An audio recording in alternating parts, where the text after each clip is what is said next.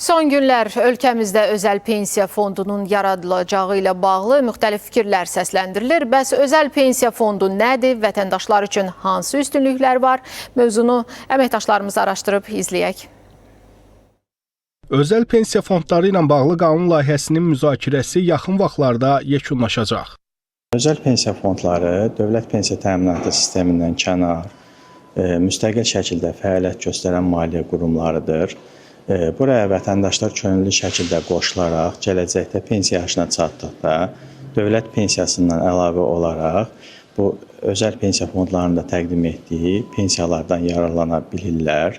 Bu vəsaitlər uzun müddətli dövrdə investisiya edilərək artırılır.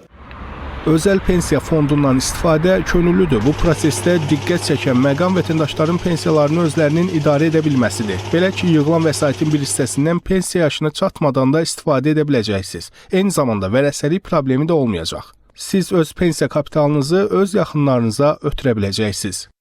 Vətəndaşımız özəl pensiya fondu ilə müqavilə bağlamaqla ödəniş məbləğini də müəyyənləşdirə bilər. Bu zaman təbii ki, hətta əgər əmək müqaviləsi olmayan vətəndaşlarımız özəl pensiya fonduna ödəniş etmək imkanına malik olacaqlar. Qanuna edilən təkliflər layihə formasında profil qurumlarda müzakirə olunur. Bununla bağlı Əmək və Sosial Müdafiə Nazirliyi tərəfindən də rəsmi açıqlamalar verildi və gözlənilir ki, profil qurum tərəfindən qanunvericilik edilən dəyişikliklər razılaşdıqdan sonra Milli Məclisə təqdim olunacaq.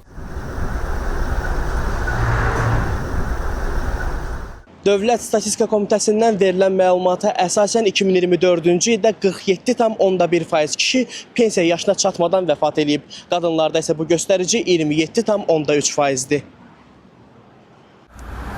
Bəs vəfat edən şəxslərin özəl pensiya fondundakı vəsaitlərini yaxınları ala biləcəkmi?